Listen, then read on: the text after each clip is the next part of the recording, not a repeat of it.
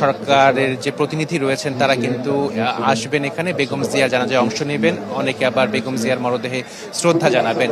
এবং আমরা দেখেছি যে সকাল থেকেই বিভিন্ন স্তরের বিএনপির বিভিন্ন স্তরের নেতাকর্মী যারা রয়েছেন তারা সংসদ ভবন চত্বর এবং মানিক মিয়া অ্যাভিনিউতে এসে জড়ো হয়েছেন।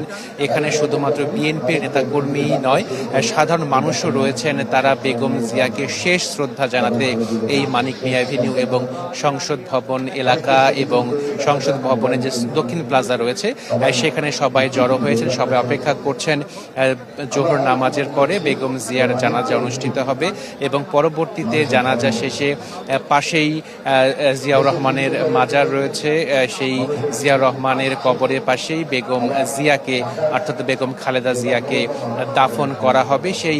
সেই প্রস্তুতিও কিন্তু প্রায় সম্পন্ন বলে আমরা জানতে পেরেছি। এবং এই জানাজা যাতে অত্যন্ত সুশৃঙ্খলভাবে সম্পন্ন হয় সেজন্য আইন শৃঙ্খলা বাহিনীর পক্ষ থেকে প্রয়োজনীয় সব ধরনের ব্যবস্থা নেওয়া হয়েছে। এখানে আর্মি রয়েছে, সেনাবাহিনী রয়েছে, বিজিবি রয়েছে, র্যাব রয়েছে, অন্যান্য সকল আইন শৃঙ্খলা বাহিনীর সদস্যরা রয়েছে যাতে কোনো রকমের অপ্রীতিকর ঘটনা না ঘটে।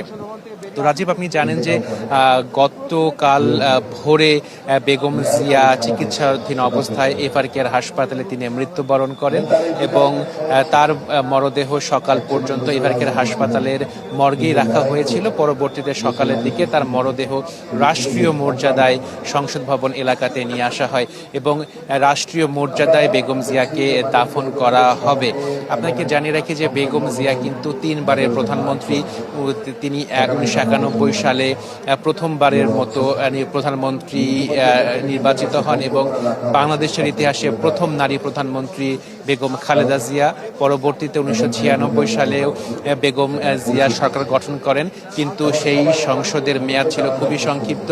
সেই মেয়াদে বেগম জিয়া সংবিধানে তত্ত্বাবধায়ক সরকার ব্যবস্থা প্রবর্তন করেন।